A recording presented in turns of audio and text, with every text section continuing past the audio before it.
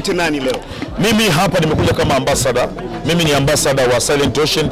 Tuliongea kwamba sisi makampuni mengi yametokea kutuamini, wakiamini kwamba sisi tunaweza tukapeperusha bendera yao na ikaenda mbali. So Silent Ocean ni simba wa bahari, na tumekuwa tukiwaelezea wateja namna bora ambayo Silent Ocean inafanya kazi, kwa sababu kampuni zingine zimekuwa zinafanya kazi kwa kusuasua. Unaagiza mzigo leo, unausubiria miezi 3, 4, 5, mzigo wako hujafika, visingizio vya uongo, mara meli imetekwa, mara nini, mara meli inavuja, vitu vya uongo. Silent Ocean hivyo hamna. Silent Ocean unaweza kutraki mzigo wako, umetoka China sasa hivi kwa Somalia, wa Somalia wanashusha mzigo wao, una track, unafuatilia mzigo wako. Ni tofauti na kampuni zingine. So leo tuko hapa, tunakutana na wafanyabiashara, tunajadiliana changamoto zipo, wafanyabiashara watabadilishana mawazo kujua changamoto ni nini za Silent Ocean. That enough, lakini it the best. Na ndio maana umeona ndio kampuni pekee inafanya kitu kikubwa kama hichi, wafanyabiashara wote Dar es Salaam.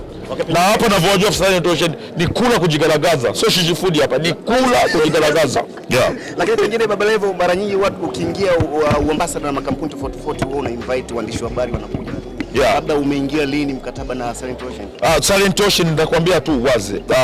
Wakati naingia na Silent Ocean ni kwamba sijaanzisha mfumo wa kuita waandishi wa habari. Ni muda mrefu tunafanya kazi nao. Nadhani matangazo mengi umeona nafanya ya Silent Ocean, na sio mimi peke yangu, tuko wengi sana, wasanii wengi, wakina Joto, wakina nani, wote wanafanya kazi na Silent Ocean. Kiusema kweli tuwashukuru hao Waarabu, wanatusaidia kimaisha, wanabeba kimaisha. That's why mimi sitegemei mshahara wa Wasafi FM, Wasafi TV wala wa WCB, kwa sababu nina makampuni ambayo yanaweza kuingiza fedha zao kwa ajili ya kupush game yangu. Umeona bado kuna mtu akisema utafukuzwa Wasafi, na mchekeaga kwenye kwapa, kwa sababu naona anajipigilisha. That is yes. Okay. Sawa. Tukutoe kidogo nje ya leo ambayo pia inaendelea. Yeah. Na swali moja simple sana. Umesikiza nyimbo ya Attitude na comment yako ikoje? Nyimbo ya Harmonize na maanisha? Nyimbo ya Harmonize na Awilo ni nyimbo ambayo tunasema ni mabonde kuinama. Unasema mabonde kuinama, sio kuna nyimbo ambayo ni mabonde kuinama, ni nyimbo ambayo kuna sehemu imenyanyuka, kuna sehemu imeshuka. Yaani mashabiki wanayumba. Unamaanisha nini? Inamaanisha kuna sehemu zingine ni nzuri, zingine ni mbaya. Zingine ni nzuri, zingine ni mbaya. Sehemu kuna vibe, sehemu nyingine ni pahovyo. So unapotengeneza ngoma lazima uiweke kwenye level ili watu wanaocheza wanafurahi kwa mwanzo mpaka mwisho, yani isiishe utamu. Lakini ile mimi naita Attitude ni mabonde kuinama. Unamaanisha nani ameharibu sana kwa asilimia kubwa? Awilo. Nadhani Awilo walimtreat vibaya. Nadhani walimlazimisha aimbe zile nyimbo zake za zamani kama alivyofanya Kofi kwenye hiyo ndio mambo ya kuiga vitu usivyoviweza. Alimlazimisha aanze kuimba mambo ya Awilo, ambao wangemwacha Awilo aimbe mistari yake ambayo anayo kama mtaalamu. Sasa kufanya kuiga ndio umetengeneza mabonde kuinama. Ile ngoma ni mabonde kuinama. Yeah, that is yes. Yeah. Okay, sawa. Hii ndio imesababisha ngoma yako isifanye vizuri baada ya Harmonize kuachia nyimbo yake. Harmonize ni msanii ana nguvu kunizidi. Kwa hiyo hata kama ningefanya mimi ningetoa ngoma au soba na msanii gani, kama yeye ametoa, kwa sababu he have power, ana nguvu ambayo ameichota WCB kwa muda mrefu, ambao na mimi ndio niko naichota, naenda kule, tunaenda kushindana.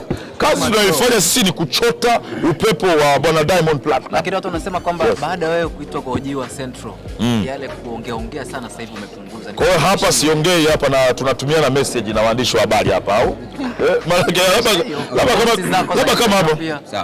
Ngoja, kikawaida kesi inapokuwa iko kwenye mikono ya sheria huwa tunaiacha, lakini japokuwa ikiwa polisi waweza kuizungumzia, lakini kienda mahakamani hawezi kuizungumzia. Na mimi nilichokizungumza, na naomba waandishi wa habari wafikishe, aliyeenda kutangaza kwenye media kwamba mimi nimemtukana ni Harmonize, au bana, kwamba mimi nimesambaza picha zake za utupu kwenye mitandao ya kijamii, na aliyekwenda tena kuongea tena kwenye vyombo vya habari kwamba Baba Levo anaojiwa na kila kitu ni kamanda Mambo Sasa, au sababu ambao ni kamanda wetu wa polisi hapa. Sasa mimi nirudi tena kwa Mambo Sasa. Tumeshaojiwa, tumemaliza, wamalize uchunguzi haraka, wapeleke kesi mahakamani. Kwa sababu lengo langu waende wakanionyeshe mimi ni wapi nilisambaza picha ya Harmonize ya utupu wake. Na kama wakishindwa kudhibitisha hilo, Harmonize aweze kunilipa kwa kunichafua mimi kwamba nilisambaza picha za utupu. Sababu mimi nafanya kazi na makampuni mengi. So nafanya kazi na Sokabet, nafanya kazi na Magic Builders, nafanya kazi na Silent Ocean kama hivi unavyoona. So hawa makampuni hayawezi kufanya kazi na mtu ambaye anasambaza picha za mtu za utupu. Umeelewa vizuri? Namuomba mambo sasa na kuomba mzee wangu, peleka kesi mahakamani. Usishikilie kesi polisi, tukawa tunakwenda kuripoti tu, tunaenda kuripoti kama shule. Ni kila siku una ripoti au kila baada ya siku ngapi? Polisi ndio wanapanga baada ya muda gani muende kuripoti, baada ya muda gani muende mkaripoti. Lakini naomba kesi ipelekwe mahakamani ili twende tukashindane mahakamani, kwa sababu aliyeform kesi ni mwanasheria, au sio bwana? Na mimi niliwaambia wazi, hawa wanasheria huwa wana mfumo wa kuingiza watu chocho. Wanakuingiza kwenye matatizo bila wewe kujua, kwamba ukiamini kwamba ukitumia mwanasheria utashinda. Kumbe wao wanataka wajibambafai, mwisho wa siku wanashindwa, kwa sababu wapo wanasheria zaidi ya 200 wako wamefungwa magerezani. Walishindwa wanasheria walioshindwa kisheria. Umeona bwana, walipambana kisheria wakashindwa kisheria na wakafungwa. So ukiwa na mwanasheria, na naambia wasanii wote wenye wanasheria, acheni kukurupushwa na wanasheria. Angalia kweli hii kesi na mashiko. Sasa bwana, huyu mtu ni kweli kosa amelifanya. Sasa unakuja kumsikiliza Baba Levo, alisambaza picha. Wapi? Uliona wapi? Sasa mwisho wa siku ukishinda kudhibitisha, sisi tutakuonesha kwamba sheria sasa tunaijua. Tutakudai fidia. Na nimeshawaambia watu, niliwaambia kwamba nitadai bilioni 6. Bilioni 6 anachekesha. Ni bilioni 6. Nataka nisikie maoni yako kuhusu Chibaba.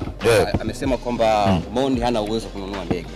Kama kitokea amenunua ndege atatembea hapa mpaka Mwanza. Kuna baadhi mtu akishasema atembea uchi, unajua kuna baadhi ya watu kila siku zinavyozidi kwenda katika nchi, kuna baadhi ya watu wanazidi kueuka. Na msanii kama Diamond Platinum ni msanii mkubwa, anashambuliwa na watu wa kila aina, wazima, wehu, au sababu la mazuzu, umeona bwana, wengine sijui wengine wanaume so riziki, wote wanamshambulia Diamond Platinum. Lakini kiuhalisia ni kwamba Diamond ni msanii mkubwa, ana hela nyingi sana. Ndege ni shilingi ngapi? Unajua watu hawajui bei ya ndege, ujue. Ndege zinatofautiana bei. Au sio bwana? Diamond amesaini juzi mkataba wa bilioni 11, anashindaje kununua ndege? Au sio bwana? Kuna mtu anasema eti Diamond amepanga. Diamond Tanzania hapa Dar es Salaam peke yake ana nyumba more than 126. Nyumba 126. Mimi mwenyewe niko na Mlebulebu, kuna nyumba yake moja alikuwa anakaga Harmonize, iko kule Kunduchi. Ndio niko na Mlebulebu ili aweze kuniuzia. Umeona bana? Kwa sababu najua uwezo wa kuinunua ile nyumba kwa hela ambayo inatakiwa, naweza nikashindwa, lakini kwa sababu yeye mimi ndo kiherere wake, niko mbele. Au sio bana? Msaidie mtu. Au sio bana? Na saini mikataba na makampuni mbalimbali, niende nipeleke hela kwa Diamond Platinum aniuzie ile nyumba aliyokaa na Harmonize, nikae mimi. Kulipa visasi kwamba ndo umerudi kwenye. Bibi kwa kifupi ni kwamba sasa anamshangaa mtu anakuja kusema eti Diamond amepanga na kila kitu. Nyumba anayotengeneza Diamond Platinum, no idea tu siri. Nyumba anayojenga Diamond Platinum itatugharimu miaka 60 mbele msanii mwingine kujenga nyumba kama hiyo. Ndio hiyo ya Kigamboni. Mimi nawaambia ni ukweli. Ina kipi special? Ni mfumo uwekezaji wa fedha, kwa sababu mpaka msanii aje apate hela ya kujenga nyumba kama ile. Au sio bwana? Ni miaka 60 mbele. Umeona bwana? Nyumba ina swimming pool huku ya kuongea watoto huko, watoto wakali pesa kali. Ni mifumo, nyumba ina mifumo, kila kitu kinamkiko kwenye mfumo. So waache watu kuongea kuhusu Diamond Platinum. Ni mtu mkubwa na ni mtu ambaye ana fedha, ni msanii mkubwa, na waache kupiga longo. Unajua nikikaa kimya wanasema Baba Levo, sometimes unajua unaamua tu kukaa kimya, kwa sababu tangu nimekuwa na Diamond Platinum nimekuwa nikivuna mashabiki, lakini nimekuwa nikivuna maadui kutoka kila pande ya nchi.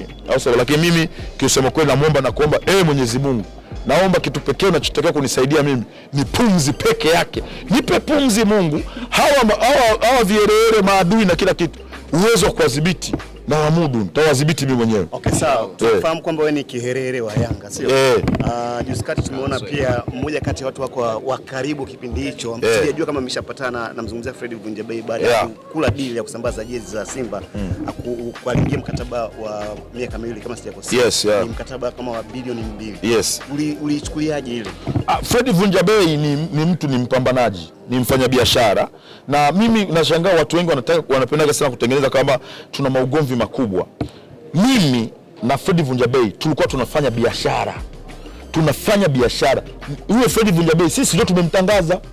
Hizi mic hizi nyie ndio tumembeba sisi. Tunasafiri kwenye gari, unamuongelea Fred Vunjabei kuanzia Dar es Salaam mpaka Arusha. Hefu linakutoka, unaongelea biashara yake.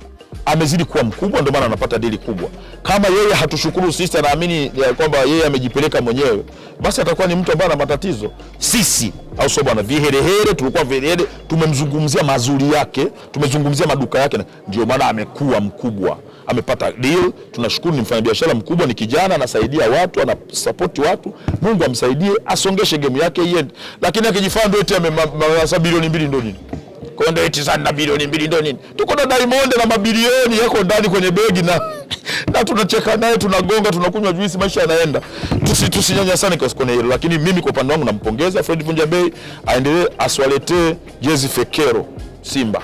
Hakikisha analeta jezi ambazo ziko katika kiwango, au sio bana? Na all in all mimi ni kielele wa Yanga, na naamini Yanga ni timu kubwa, ni timu bora, na this time sasa nataka kwenda kugombea kuwa msemaji wa Yanga moja kwa moja, kwa sababu nimegundua kwamba uhamasishaji wa timu ya Yanga pia umekuwa ni hafifu, au sio bana? Kwa hiyo wamempa mtu mmoja nguvu, ameonekana kama ana uwezo kuongea sana, lakini Yanga ina mazuri kuliko Simba, lakini nani anayaongelea, nani anayasemea, au sio bana? Kwa hiyo tumepigwa bumbuwazi na midomo tunayo, tunataka twende pale tukaiongelee Yanga, tukaisemee Yanga, tukaipigania Yanga, kwa sababu Yanga mpaka sasa hivi ninavyowaambieni, Simba amejitanguliza tu juu. Ni sawa sawa ukiona nanili mbuzi kapanda juu ya mti, au sio bana?